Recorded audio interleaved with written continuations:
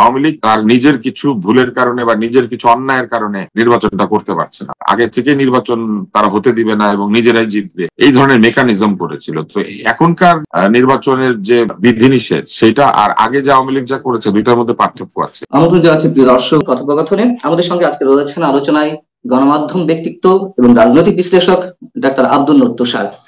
আমরা একটু কথা বলতে চাই, যেহেতু যতই ফেব্রুয়ারি মাসটি এগিয়ে আসছে ততই নির্বাচন নিয়ে মানুষের মধ্যে হয়তো খানিকটা আশাবাদের সৃষ্টি হচ্ছে, কিন্তু আমরা দেখতে পাচ্ছি যে এখনো পর্যন্ত তুমুল একটা অনিশ্চয়তা কাজ করছে মানুষের মধ্যে, নানান ধরনের দ্বিধা দ্বন্দ্ব সংশয় কাজ করছে। বহিঃশক্তি আমাদের এই নির্বাচনে কতটুকু প্রভাব ফেলবে, নির্বাচন আদৌ হবে কিনা অথবা অংশগ্রহণমূলক হবে কিনা, সেই আশাবাদ আমরা করতেই পারি এবং আমরা প্রত্যেকেই চাই যে নির্বাচনটি অন্তত হোক সুষ্ঠু সুন্দর হবে। কিন্তু এর মধ্যে এই সুষ্ঠু সুন্দর এর সাথে আরো একটি শব্দ অন্তত ভারত বলছে যে তারা অংশগ্রহণমূলক নির্বাচন চায়। সেক্ষেত্রে অবশ্যই আওয়ামী লীগের অংশগ্রহণে নির্বাচনে তারা দেখতে চায়। সেই সুযোগ কি আছে আপনার মনে হয়? না, আমার মনে হয় সেটা নাই, কেননা প্রধান উপদেষ্টা সহ অন্যান্য উপদেষ্টারা এটা বলেছেন, এমনকি নির্বাচন কমিশনও বলেছে যে তারা এই ধরনের কোনো সমঝোতায় আসে নাই এবং এটা হওয়ার কোনো সম্ভাবনা নাই। এবং যেহেতু দলীয় কার্যক্রম নিষিদ্ধ করে রাখা হয়েছে, কার্যক্রমে স্থগিত আদেশ আছে, স্থগিতাদেশ, ফলে এখান থেকে এটা তুলে নিয়ে তাদেরকে নির্বাচনে নিয়ে আসা, এটা আমার মনে হয় না যে ফেব্রুয়ারির মধ্যে সম্ভব। এবং আরো বিষয় রয়েছে, তাদের নেতাকর্মী অনেকেই কারাগারে আছেন, অনেকে দেশের বাইরে আছেন, মামলা আছে, মামলাগুলির যে বিচার আচার সেগুলি শেষ হয় নাই। তো এই সবকিছু মিলে আমার মনে হয় না যে আহ, নির্বাচনে অংশগ্রহণ করার মতো অবস্থা আওয়ামী লীগের আছে। ফলে আমার ধারণা যে এটা হবে না। একদিকে ভারতের চাপ বা আন্তর্জাতিক বিশ্বের অনেক স্টেক হোল্ডারের বাংলাদেশের সঙ্গে যারা ওতপ্রোতভাবে জড়িত, তারা যেমন ইনক্লুসিভ নির্বাচন চায়, আবার আমরা আর একদিকে দেখতে পাচ্ছি যে নির্বাচন চায় না এমন একটি গোষ্ঠী বা কয়েকটি গোষ্ঠী দেশের মধ্যেই রয়েছে। সরাসরি সরাসরি নামগুলি আমরা উচ্চারণ করতে পারি এবং তাদের প্রতি মানুষের প্রচন্ড একটা বিশ্বাস যে এই মুহূর্তে যতটা তারা ক্ষমতার স্বাদ পাচ্ছে এটি ধরে রাখতে নির্বাচন পেছানোর একটি প্রক্রিয়া তাদের মধ্যে রয়েছে, উদ্দেশ্য রয়েছে, যেমন গণভোটের দাবি করা, পিয়ার পদ্ধতি ইত্যাদি নানান ধরনের জটিল দাবি দেওয়া সামনে আনা হচ্ছে। আপনার কি মনে হয় যে এগুলো তারা এমনি এমনিই বলছে নাকি বিশেষ উদ্দেশ্য থেকে নির্বাচনকে বিলম্বিত করতে? এরই মধ্যে অনেক ধরনের অভিযোগ উঠেছে, খোদ বিএনপি এই অভিযোগটি জানিয়েছে। আপনার কি মনে হয় তারা কি একেবারে কোন ধরনের ছক না কষেই এই ধরনের কথা বলছে? ভক্কসা থেকে না এটা বলা খুবই কঠিন। তবে একটি পক্ষ বা কিছু পক্ষ তো আছে তারা মনে করে যে নির্বাচন পেছালে ভালো হয়, তারা টক শোতেও বা বিভিন্ন জায়গাতেও তারা এটা বলেছে যে এই সরকার দীর্ঘমেয়াদে থাকলে ভালো, 5 বছর মেয়াদ পূর্ণ করা উচিত। তো এই ধরনের তো কিছু মতামত আছে, তবে আমার মনে হয় না যে যারা এটা চাচ্ছে তারা খুব একটা সফল হবেন, কেননা নির্বাচন থেকে সরে আসার কোনো পথ তো এখন এই মুহূর্তে নাই।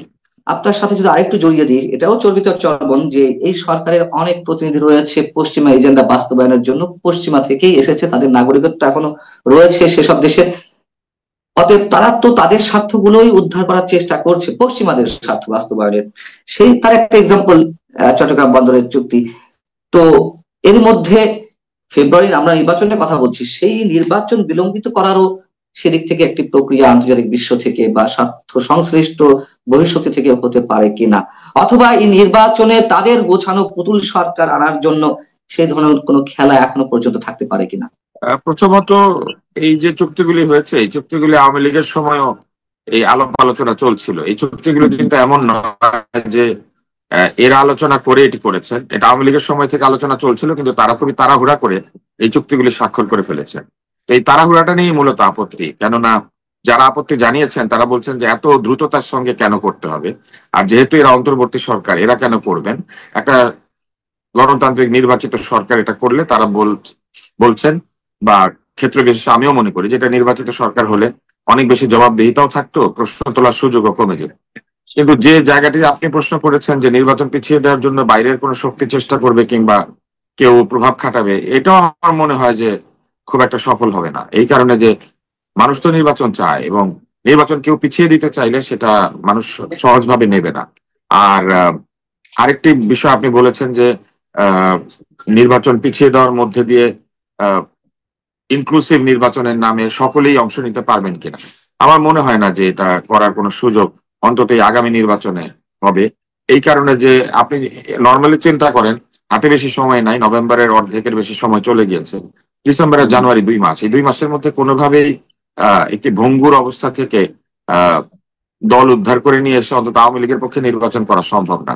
আর নির্বাচন পিছিয়ে দিলে যে ধরনের অস্থিরতা তৈরি হবে সেটাও আমার ধারণা যে কেউ চাইবে না। বিদেশি কোনো শক্তির যদি চাপ থাকেও আমার মনে হয় না যে এটা খুব একটা সফল হবে। আর এই সরকারের মধ্যে বিদেশ থেকে আসা লোকেরা আছেন, এটা সত্যি কথা, বা বিদেশ থেকে আনা অনেক কনসালটেন্ট বা অনেক ধরনের কমিটির চেয়ারম্যান তারা কাজ করেছেন, এটা ঠিক।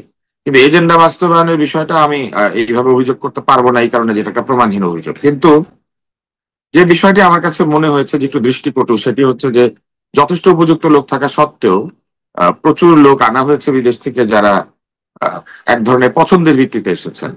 এমন নয় যে একই ধরনের ব্যক্তি বাংলাদেশে ছিলেন না বা শুধু বাংলাদেশের পাসপোর্টধারী এরকম ব্যক্তি নেই, ব্যাপারটি তা নয়। এখন কেন এইভাবে বিদেশ থেকে আনতে হয়েছে এটা যারা এনেছেন তারা ব্যাখ্যা দিতে পারে না।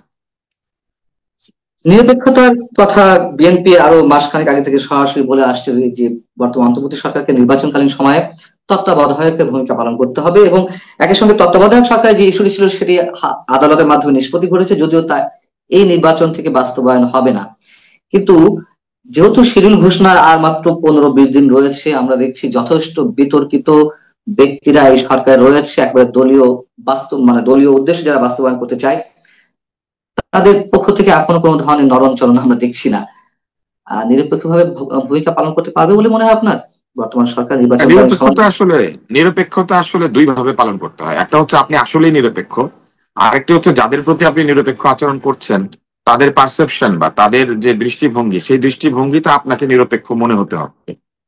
তো এই সরকারের বেশ কিছু কাজকর্মের কারণে তারা যে খুব একটা নিরপেক্ষতা দেখাতে পেরেছেন সেটা সবার কাছে গ্রহণযোগ্য হয় নাই আর কি।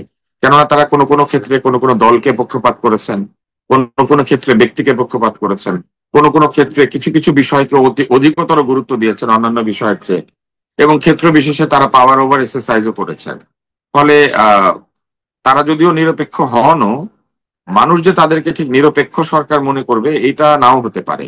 এদেরকে নিরপেক্ষ হতে গেলে এখন যেটা করতে হবে সেটি হচ্ছে যে এই তত্ত্বাবধায়ক সরকারের মতো হতে গেলে অন্তত কিছু উপদেষ্টার পরিবর্তন আনা, কিছু কি পোস্ট বা গুরুত্বপূর্ণ পদে পরিবর্তন আনা দরকার, এবং পাশাপাশি কিছু কিছু কাজ সম্পূর্ণভাবে বন্ধ করে দিতে হবে। যেমন এই যে চুক্তি স্বাক্ষর করা, কোনো কিছু বরাদ্দ দেওয়া, তারপরে নির্বাচনে প্রভাব ফেলতে পারে এমন কোনো সিদ্ধান্ত গ্রহণ করা, এই জিনিসগুলি আমার মনে হয় যে তাদেরকে বন্ধ করে দিতে হবে। তারপরও এই 2 মাসের মধ্যে তারা নিরপেক্ষতার একটি ভাবমূর্তি তৈরি করতে পারবেন সেটা হবে না। এর একটা বড় কারণ হচ্ছে যে এই সরকারের একাধিক উপদেষ্টা নির্বাচন করবেন, এবং আহ উপদেষ্টা বের হয়ে গিয়ে দলও তৈরি করেছেন। ফলে এই সরকারের মধ্যেই পক্ষপাতমূলক ব্যক্তিরা তো শুরু থেকে ছিলেন, কেননা যিনি দল তৈরি করেছেন তিনি তো শুরু থেকেই একজন এনসিপি পন্থী মানুষ, তাই না? আরো একজন উপদেষ্টা বলেছেন তিনি ইলেকশন করবেন, সেই উপদেষ্টা যে মার্কা নিয়ে নির্বাচন করবেন, তাহলে তিনি নিশ্চয়ই এখনো মনে মনে সেই মার্কাটাই রেখেছেন। তো তিনি তো তাহলে ভেতরে ভেতরে ওই মার্কা বা ওই দল কিংবা ওই কর্মসূচির প্রতি তিনি অ্যালাইন্ড। তো এই কারণে আমার মনে হয় যে দ্রুত এই সরকারের রদবদল না করলে পরে কিছু কিছু পদে, তাহলে ওই নিরপেক্ষতার ভাবমূর্তি তৈরি করাটা কঠিন হবে। আর এই সরকারের মধ্যে তো কিছু দলের প্রতি পক্ষপাত আছেই, যেমন যখন জাতিসংঘে তিনি গিয়েছেন তখন কেবলমাত্র 3টি দলকে ডেকেছেন, বিনিয়োগ সম্মেলনের সময় 3টি দলকে ডেকেছেন, তারপরে একাধিক দলকে প্রহার করা হয়েছে, আবার পাশাপাশি অন্য দলগুলিকে আন্দোলন অনশন ধর্মঘটের সময় তাদেরকে আহ সুবিধা দেওয়া হয়েছে, ছায়া দেওয়া হয়েছে, পানি ছিটানো হয়েছে। তো আমরা তো দেখেছি যে এই সরকারের মধ্যে এক ধরনের পক্ষপাতমূলক আচরণ কারো কারোর প্রতি ছিল, আছে। তাহলে নির্বাচন সুষ্ঠু, অবাধ, নিরপেক্ষ হবে কিভাবে? নির্বাচন অবাধ হবে। অবাধ হওয়ার জন্য কি লাগে? সবাই এসে ভোট দিতে পারবেন। সুষ্ঠু করা যায়, কারণ সবাই এসে ভোট দিবেন, ভোটটা গোনা হবে। আহ গ্রহণযোগ্য হবে কিনা সেটা নির্ভর করবে হচ্ছে যারা ভোট দিচ্ছেন তাদের উপরে। অর্থাৎ সব মানুষ যদি এটাকে গ্রহণ করেন, মনে করেন যে না এইভাবেই নির্বাচনটা হওয়া দরকার ছিল, তাহলে গ্রহণযোগ্য হবে। আর যদি একটি বিরাট অংশের ভোটাররা, যেমন ধরেন আওয়ামী লীগের ভোটাররা, জাতীয় পার্টির ভোটাররা বা অন্য যারা আছেন, যদি তারা ভোট দিতে না পারেন অথবা তাদের দল খুঁজে না পান, তারা তো বলবেনই যে এটা গ্রহণযোগ্য হয় নাই। কিন্তু সব মিলিয়ে সুষ্ঠু অবাধ করা সম্ভব। আর নিরপেক্ষতা আসলে আমার মনে হয় যে এটা ওই আগের মতোই আর কি, এটা একটা পারসেপশন। কতটুকু নিরপেক্ষ নির্বাচন হলে এটা বলা যাবে নির্বাচনের দিন এবং তারপরে। এখন নিরপেক্ষ না থাকলে মেকানিজমের যথেষ্ট সুযোগ থাকে, মানুষ ভোট দিচ্ছে ঠিকই কিন্তু ফলাফলটা হচ্ছে অন্যরকম। এরকম অনেক অসংখ্য অভিযুক্ত বা প্রমাণ তো আমাদের সামনে রয়েছে যে আমি ভোট দিলাম, মানুষ যেখানে ভোট দিল কিন্তু ভোটগুলো আসলে সেখানে পড়লো না, বা নানান ধরনের হ্যাঁ, সেইটা প্রশাসনিক তো আমরা বুঝি। হুম, মানুষ যখন এই ধরনের ঘটনা দেখে তখন তো বোঝা যায়, সাংবাদিকরা বোঝেন, যারা নির্বাচন পর্যবেক্ষণ করেন তারা বোঝেন, প্রার্থীরা বোঝেন, ওই এলাকায় যারা ভোট দেন তারাও বোঝেন যে তাদের ভোটটা গোনা হয়েছে নাকি হয় নাই, অথবা ভোটে কোনো কারচুপি হয়েছে কিনা। তো সেই ধরনের কোনো ঘটনা ঘটলে তো আমার ধারণা যে ভোট প্রশ্নবিদ্ধ হবে। তবে এখনো যেহেতু এরকম কিছু হয় নাই, কেননা নির্বাচনটা হয় নাই, নির্বাচন না হওয়া পর্যন্ত তো আমরা আগে থেকে বলতে পারি না যে নির্বাচন নিরপেক্ষ হবে কি হবে না, অথবা নির্বাচন সুষ্ঠু হবে কি হবে না। এটা বলা যাবে কেবলমাত্র নির্বাচনটি শেষ হয়ে যাওয়ার পরে।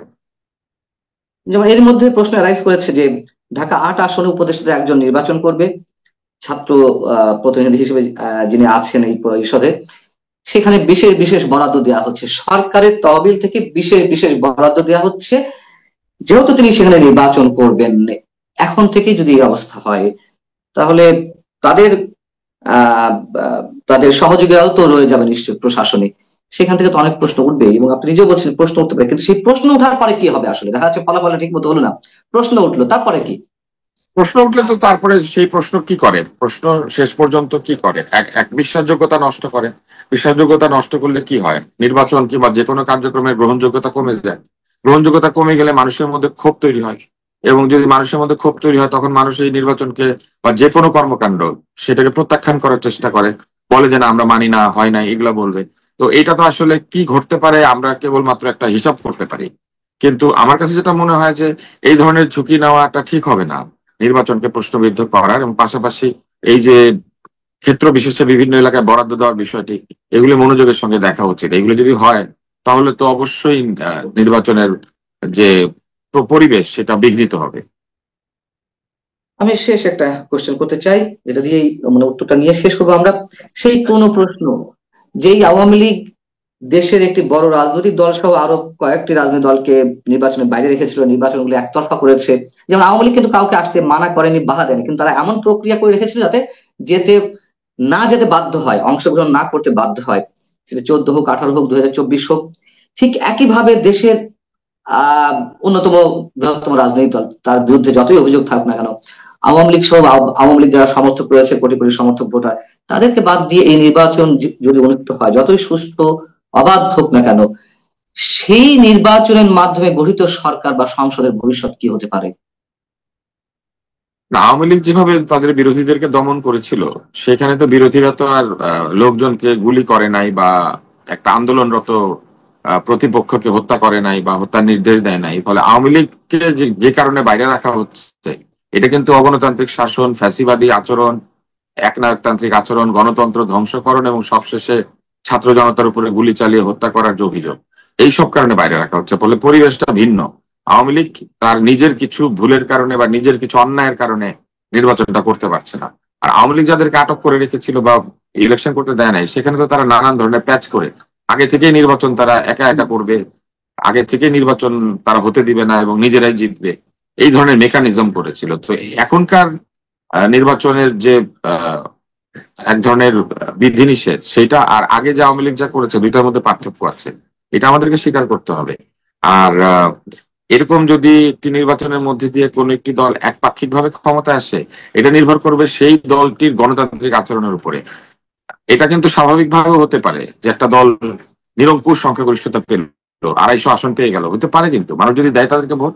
কিন্তু ওই দলটি কতটুকু গণতান্ত্রিক আচরণ করলো, মানুষের প্রতি কতখানি দায়বদ্ধ থাকলো, বিরোধীদেরকে কতটুকু কথা বলার সুযোগ দিল, সংসদে বিরোধীরা না গেলেও বিভিন্ন বড় সিদ্ধান্তের সময় বিরোধী দলকে আস্থায় নিয়ে তাদের সঙ্গে মিটিং করলো কিনা, আলোচনা করলো কিনা, সুশীল সমাজ, সম্পাদক মন্ডলী, সাংবাদিক যারা, বিষয় বিশেষজ্ঞ যারা, তাদের মতামত নিল কিনা, এগুলোর উপর নির্ভর করবে হচ্ছে ওই সরকারের ভবিষ্যৎ কি হবে হবে না। মূল বিষয়টা কিন্তু সরকারের গণতান্ত্রিক আচরণ। 300 আসনেও যদি কেউ জিতে কিন্তু গণতান্ত্রিক আচরণ করে, তাহলে কিন্তু মানুষের মনে কখনো ক্ষোভ জাগে না। মানুষ তো ভোটই দিয়েছে, ভোট দিয়েই 300 আসনে তাদেরকে জিতিয়েছে। কিন্তু জিতিয়েছে কেন? গণতান্ত্রিক আচরণ করার জন্য, মানুষের সুযোগ সুবিধা দেখার জন্য, মানুষের অধিকার নিশ্চিত করার জন্য। এবং সেই অধিকারের মধ্যে বিরোধী দলের অধিকারও পড়ে। কারোর সঙ্গে নির্বাচনে কেউ হেরে গিয়েছে মানে তো এই না যে সে বিরোধিতার অধিকার হারিয়েছে বা তার মতামতের কোনো গুরুত্ব নাই। একটা ভোট কম পেলেও তো হার জিত হয়। এই কারণে অবশ্যই হেরে গেলেও যারা হেরে গিয়েছে তাদের মতামতকে আমলে নিতে হবে। এটা যদি নেয় কোনো সরকার, তাহলে কিন্তু ভয়ের কিছু নাই। অনেক অনেক ধন্যবাদ ডক্টর আব্দুল লতিফ স্যার, আমাদের সময় দেওয়ার জন্য। দর্শক, শেষ করছি।